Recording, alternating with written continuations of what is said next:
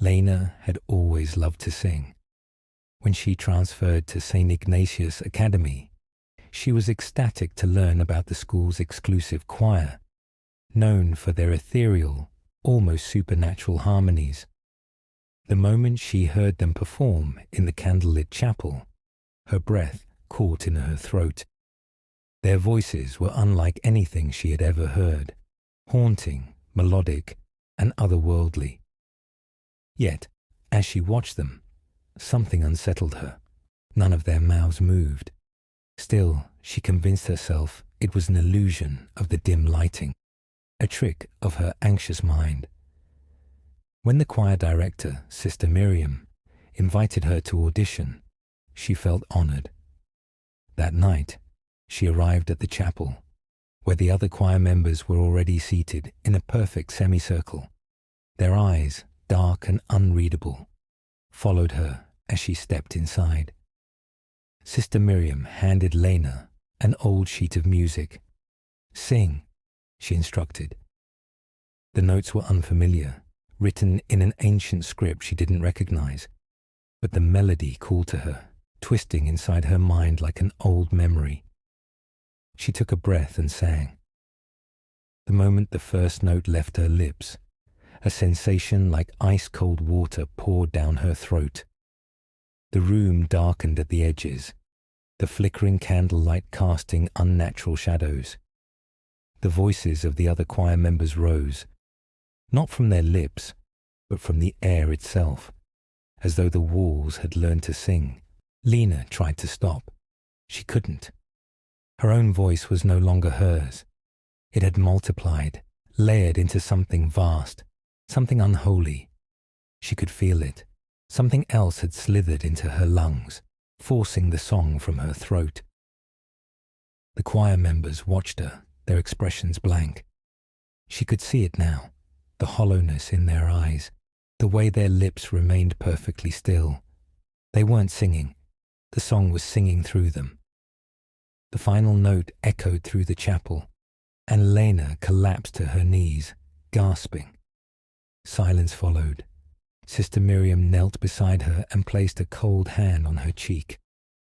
"You have been chosen," the nun whispered, "but you must never make a sound of your own again." Lena's breath hitched. She tried to speak, to ask what had happened, but no words came. Her throat burned. She touched her lips in horror. She could no longer make a sound. She looked up at Sister Miriam, eyes wide with terror. The nun only smiled. "The choir leader warns all new voices," she said gently. "Once the demon sings through you, you must never make a sound of your own again." The other choir members stood, motioning for her to join them. Silent, waiting. A new voice whispered in her head, low, ancient, inhuman. "Sing again." And she knew that if she did, she would never stop.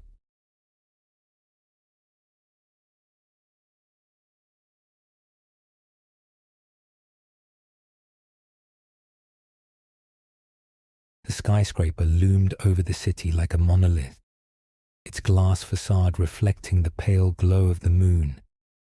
It was Marcus's first night as a security guard, and he was determined to make a good impression. The job paid well, and the hours were quiet, perfect for a guy like him, who just wanted to keep his head down and earn a living. During his orientation, the head of security, a grizzled man named Carl, had given him one stern warning. "Whatever you do, don't go to the 27th floor. It's off limits. No exceptions." Marcus had nodded, not bothering to ask why. He figured it was some executive suite or a storage area. But as the night wore on, curiosity gnawed at him. What could be so important, or so dangerous, about the 27th floor? At exactly 2:17 a.m., the lights flickered. The hum of the building's system stuttered, and for a moment, everything went dark. Marcus froze, his flashlight cutting through the sudden blackness. The emergency lights kicked on, casting an eerie red glow over the lobby. He radioed Carl. "Hey, the power just went out. Everything okay?" Static crackled in response. "Marcus, stay, 27th floor." The signal cut out. Before he could respond, the elevator dinged. The doors slid open, revealing the empty car. Marcus hesitated. He hadn't called the elevator, but the power was out, and he needed to check the building systems. He stepped inside. The elevator buttons glowed faintly. He pressed the button for the maintenance floor, but the elevator didn't move. Instead, the number 27 lit up on its own. The doors closed, and the car began to ascend. Marcus's stomach dropped. "No, no, no," he muttered, jamming the button for the lobby. The elevator didn't stop. It climbed steadily, the numbers ticking upward. 15, 20, 25, 26, 27. The doors opened. The 27th floor was nothing like Marcus expected. Instead of a sleek, modern office space, he found himself in a dimly lit, outdated workspace. The air was thick with the smell of dust and mildew. Fluorescent lights buzzed overhead, their flickering glow casting long shadows across the room.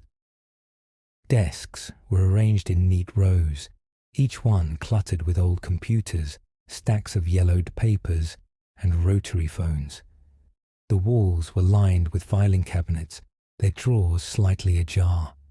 A large clock on the wall was frozen at 3:33 a.m. But what made Marcus's blood run cold were the people. Dozens of employees sat at their desks, motionless. Their faces were pale and gaunt, their eyes hollow and unblinking. They were dressed in outdated business attire, wide lapels, polyester suits, and pencil skirts. None of them moved. None of them breathed. Marcus took a step back, his heart pounding. "Hello?" he called out, his voice trembling. As one, the employees turned their heads to look at him. Their movements were jerky, unnatural. Their hollow eyes locked onto his, and a faint, collective whisper filled the room. "He's coming! He's coming!"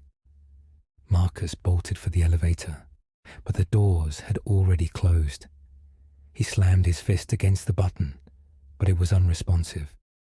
The whispers grew louder, more urgent. "You shouldn't be here. He's coming." He turned to the stairwell, but the door was locked. The employees began to rise from their desks, their movements slow and deliberate. They surrounded him, their hollow eyes staring through him. "Who's coming?" Marcus demanded, his voice shaking. "What do you want from me?" One of the employees, a woman with a cracked smile, pointed to the clock. It was still frozen at 3:33 a.m. "The boss," she whispered.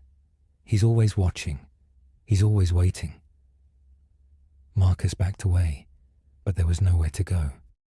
The employees closed in, their whispers becoming a deafening chant. "He's coming. He's coming." Suddenly the lights flickered again. The room plunged into darkness, and when the emergency lights came back on, the employees were gone. Marcus was alone, but he wasn't alone for long. A low, guttural growl echoed through the office. The temperature dropped, and Marcus's breath came out in visible puffs. The clock on the wall began to tick, each second echoing like a hammer strike. Tick, tick, tick. The elevator dinged. The doors slid open, but instead of the elevator car, there was only darkness. A figure emerged from the shadows, tall, skeletal, with eyes that burned like embers. The employees reappeared, bowing their heads in reverence. "Welcome, Marcus," the figure rasped, its voice like nails on a chalkboard. "You're just in time for the meeting." Marcus tried to scream, but no sound came out. The figure reached for him, its clawed hand closing around his wrist. The last thing he saw was the clock striking 3:33 a.m. before everything went black. Father Marcus had seen many things in his years as a priest. Darkness that would make most men falter, evil that would shatter weaker souls. But nothing could have prepared him for Emily. The call had come late at night, the voice on the other end trembling with desperation. "Please, Father," the mother had begged. "It's our daughter. She's not herself. We think it's a demon." When Marcus arrived at the family's modest home, he could feel the oppressive weight of the air before he even stepped inside. The house was cold, despite the summer heat, and the faint smell of sulfur lingered in the hallway. The parents, pale and hollow-eyed, led him to Emily's room. The door was slightly ajar, and from within came a low, guttural growl that sent a chill down his spine. Emily sat on the floor, her small frame hunched over, her dark hair hanging in tangled strands. Her head snapped up as Marcus entered, and he froze. Her eyes were black, not just the pupils, but the entire sclera, as if ink had been poured into them. Her lips curled into a grotesque smile, revealing teeth that seemed too sharp for a child. "Ah, the priest," she said, her voice a deep guttural rasp that didn't belong to a little girl. "Come to save the day, have you?" Marcus crossed himself and began the rites, his voice steady despite the unease clawing at his chest. The demon laughed, a sound that was both mocking and unnervingly human. Emily's body convulsed, her limbs twisting at unnatural angles as she thrashed against the invisible bonds of the ritual. The room grew colder, the air thick with the stench of rot and burning flesh. "You think your prayers can save her," the demon sneered, its voice echoing as if coming from all directions at once. "You're nothing. A weak, pathetic man playing at holiness. I know your secrets, Marcus. I know what you've done." Marcus flinched, but didn't stop. He had heard this before. Demons thrived on doubt, on fear. They dug into your darkest moments and wielded them like weapons. But Marcus had faced this before. He had made peace with his past. Or so he thought. The demon's taunts grew more personal, more vicious. It spoke of Marcus's failures, the lives he couldn't save, the faith he sometimes questioned in the dead of night. It whispered of his deepest shame, a sin he had confessed years ago but still carried like a stone in his heart. For a moment, Marcus faltered, his voice trembling. Emily's body levitated off the ground, her head lolling to the side as the demon laughed. "You can't save her, Marcus. She's mine. And soon you will be too." But Marcus clenched his fists and raised his voice, reciting the rites with renewed fervor. He called upon every ounce of faith he had, every prayer he had ever learned. The room seemed to shake, the walls vibrating with the force of the battle between light and darkness. Emily's body contorted violently, her screams a horrifying blend of her own voice and the demon's. Finally, with a deafening roar that seemed to come from the depths of hell itself, the demon was cast out. Emily's body went limp, collapsing to the floor. Her eyes fluttered open, their natural blue returning as she let out a soft, confused whimper. The family rushed to her side, weeping with relief. Marcus slumped against the wall, his body trembling with exhaustion. He had done it. He had saved her.